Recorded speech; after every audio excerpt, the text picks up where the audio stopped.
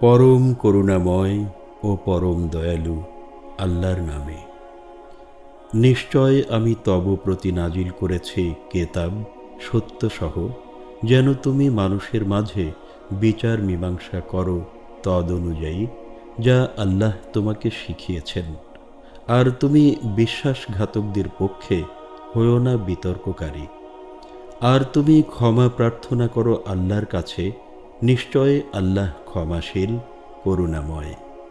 আর যারা বিশ্বাসঘাতকতা করে স্বীয় জীবনের প্রতি, বিতর্ক করো না তুমি পক্ষে তাদের। আর নিশ্চয় আল্লাহ ভালোবাসেন না বিশ্বাসঘাতক পাপীকে। তারা মানুষ থেকে আত্মগোপন করলেও আল্লাহ থেকে করিতে পারে না আত্মগোপন। আর তিনি ইহাদের সঙ্গেই থাকেন যখন তাহারা রাতের বেলায় এমন কিছু মন্ত্রণা করে যা তিনি করেন না পছন্দ। আর যা তারা করছে আল্লাহ তার পরিবেষ্টনকারী। সতর্ক হও, তোমরাই সেই সব লোক যারা বিতর্ক করছ তাদের পক্ষ নিয়ে। কিন্তু উত্থান দিবসে কে বিতর্ক করিবে তাহাদের হয়ে আল্লাহর সাথে? আর কে হবে তাদের কার্য সম্পাদনকারী? আর যে কেহ দুষ্কার্য করে কিংবা করে জুলুম নিজ জীবনের উপরে, পরে সে ক্ষমা প্রার্থনা করে আল্লাহর কাছে, তবে সে আল্লাহকে পাবে ক্ষমাশীল করুণাময়। আর যে কেহ পাপ অর্জন করে, বস্তুত সে নিজের জন্যে ব্যতীত তা করে না অর্জন। আর আল্লাহ মহাজ্ঞানী বিজ্ঞানময়। আর যে কেহ অপরাধ অথবা পাপ অর্জন করে, তৎপর সে তা চাপায় উপরে কোনো নিরপরাধের, তবে সে নিজেই বহন করিবে সেই প্রকাশ্য অপবাদ ও পাপ। আর যদি তব প্রতি আল্লাহর অনুগ্রহ আর করুণা না হতো, তবে তাদের একদল তো তোমাকে পথ ভ্রষ্ট করিতে ইচ্ছুক হয়েছিলই। আর তারা বিপথগামী করে নাই নিজেদের ছাড়া। আর তারা তোমাকে কোনো বিষয়েই পারিবে না ক্লেশ কষ্ট দিতে।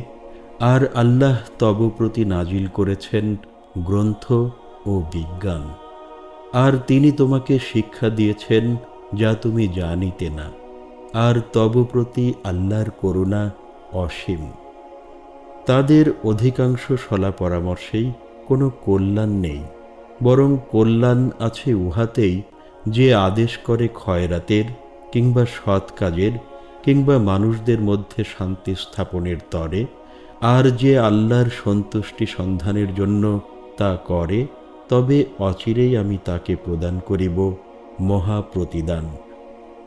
আর যে ব্যক্তি তাহার কাছে সৎপথ প্রকাশিত হওয়ার পর বিরুদ্ধাচরণ করে রাসূলের আর মুমিনদের পথ ছেড়ে হয় অনুসারী অন্য পথের, তবে নিশ্চয় আমি তাকে ফিরাব সেদিকেই যেদিকে সে ফিরে যায়। আর তাকে জ্বালাব জাহান্নামে, আর তা অতি নিকৃষ্ট গন্তব্যস্থল। নিশ্চয় আল্লাহ ক্ষমা করেন না তাঁর সাথে শরীক সাব্যস্ত করাকে, তাছাড়া তিনি ক্ষমা করেন যাকে ইচ্ছে তাকে। আর যে আল্লাহর সাথে শরীক সাব্যস্ত করে, সে তো হইয়াছে সুদূর বিপথে বিভ্রান্ত। তারা তো তাঁর পরিবর্তে পূজা করে দেবদেবীদেরকেই। আর তারা ডাকে না আর কাহাকেও বিদ্রোহী শয়তানকে ছাড়া। আল্লাহ তাকে লানত করেছেন। আর সে বলেছিল, আমি অবশ্যই তোমার বান্দাদের মধ্যে থেকে এক নির্দিষ্ট অংশ ভাগিয়ে নেব। নিশ্চয় আমি তাহাদেরই করিব পথভ্রষ্ট, আর করিব বৃথা আশ্বাস প্রদান, আর আদেশ করিব তাহাদেরে যেন তাহারা করে পশুর কর্ণছেদন। আর আমি তাহাদেরে আদেশ করিব যেন তাহারা আল্লাহর সৃষ্ট আকৃতি বিকৃত করে দেয়। আর যে কেহ আল্লাহকে ছেড়ে শয়তানকে গ্রহণ করে বন্ধুরূপে, তবে নিশ্চয় সে ক্ষতিগ্রস্ত হবে প্রকাশ্য ক্ষতিতে। সে তাহাদেরে প্রতিশ্রুতি দেয় ও দেয় বৃথা আশ্বাস। শয়তান যে প্রতিশ্রুতি দেয় তাহাদেরে, তাহা তো প্রতারণা ছাড়া নহে আর কিছু।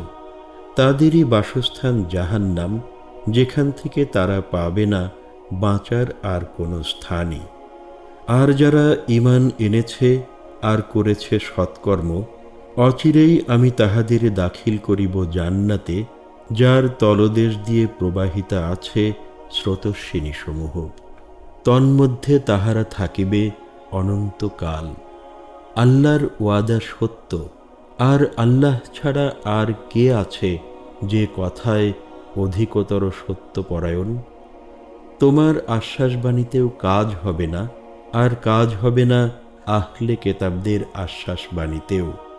বরং যে কেহ করিবে মন্দ কাজ, সে তার প্রতিদান পাবে, আর সে আল্লাহর পরিবর্তে নিজের জন্য পাইবে না আর কোনো বন্ধু বা সাহায্যকারী কেউ।